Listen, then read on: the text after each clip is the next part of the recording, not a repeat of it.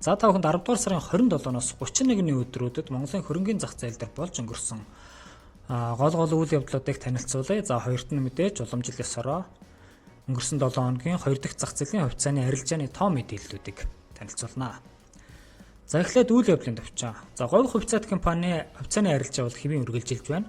Энэ компани 25 оны 9 дугаар сарын 8-ны өдөр хэлбэрээ өөрчлөх юм хүсэлт өгсөн.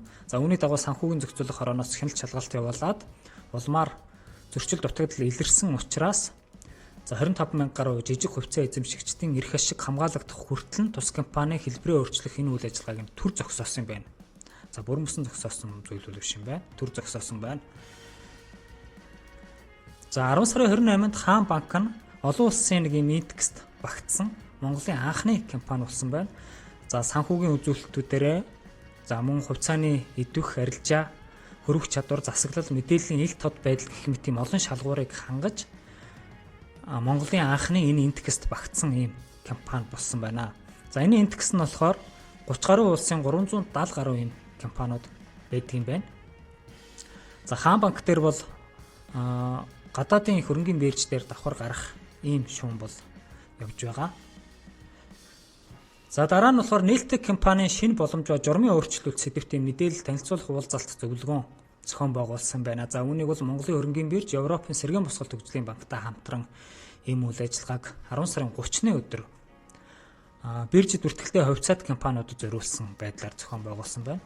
За ер нь бол ялангуяа сүүлийн 1-2 жил Монголын хөрөнгийн бирж олон улсын болон за дотоод чиглэсэн ийм сургалт арга хэмжээнүүдийг бол нэлээдгүй сайн зохион явуулж байгаа гэж ойлгож байгаа. Тухайлбал 9-р сард баруун аймагуудад нэг тийм 7 хоног аймаг тусварт нэг өдөр ийм нээлттэй хаалганы өдөрлөг зохион байгуулж байсан бол өнгөрсөн 10-р сард төвийн аймагуудад ингэж зохион байгуулсан. За дараа нь ямар үйл явдал болсон бэ гэсэн Стовс доктортой байдлын санхүүгийн тайлангийн сургалт зохион байгуулнаа гэж байна. За 10 сарын 31-нд. За энэ маань болохоор Монголын доктортой санхүүгийн холбоо, олон улсын санхүүгийн корпорац, нүүбийн хөгжлийн хөтөлбөр гэж олон улсын олон байгууллагуудтай хамтарсан Стовстой холбоотой ийм сургалтыг зохион байгуулах юм байна. Тэгэхээр Стовс гэдэг маань санхүүгийн тайлгналын олон улсын стандарт гэсэн үг. Нэгтлэн бод хүртгэлээ олон улсын холбоо гэдэг үлээ. За тэндээс энэ зөвлөл гэж байдаг. Тэндээс гаргадаг Стовс, Инбоус гэсэн ийм хоёр ойлголт байгаа. За 2005-6 оноос өмнөгийн Инбоус, за түүнээс хойш Стовс гэд нэрлээ ингэ явждаг. Тэгэхээр Монгол улсын нэгтлэн бод хүртгэлийн тухай хуулиараа том аж ахуй нэгжүүд маань энэ Стовсыг мөрдөж үүний дагуу санхүүгийн тайлангаа гаргах үүрэг хүлээдэг. За тэгэхээр бүх төрлийн хувьцаат компаниуд бол сангийн сайдын батлагдсан англи журмынхаа дагуу бол том аж ахуй нэгжтэй ордог гэсэн үг. За ийм нэг сурвалж зохион байгуулагдах юм байна.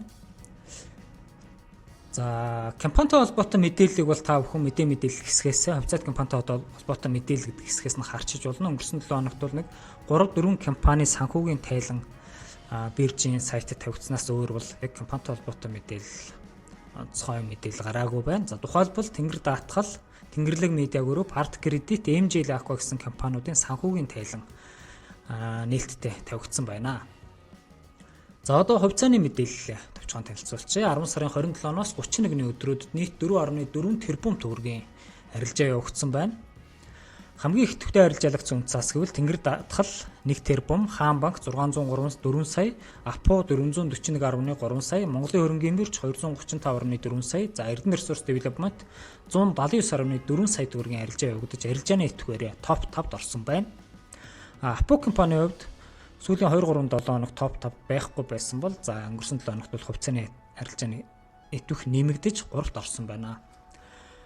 Хамгийн их өсөлт үзүүлсэн 5 үнэт цаас өсөлтийн дараалалаар нэгт оллоо 14%, хоёрт Мек холдинг 12%, гуравт Хөвсгөл 11.7%, дөрөвт Улаанбаатар бүк 11.7%, за тавт нь Шивээ овоо 8.2% өсөлт үзүүлсэн бол эсвэргээрээ хамгийн их бууралт үзүүлсэн 5 үнэт цаас бууралтын дараалалаар нэгт MJ Aqua 13%, хоёрт Тэнгэрлэг медиа 12.7%, гуравт Гермес центр 7.6%, дөрөвт Монгол Securities 7.4%, тавт Шарын гол 7.4%-аар тус буурсан үзүүлэлттэй байна.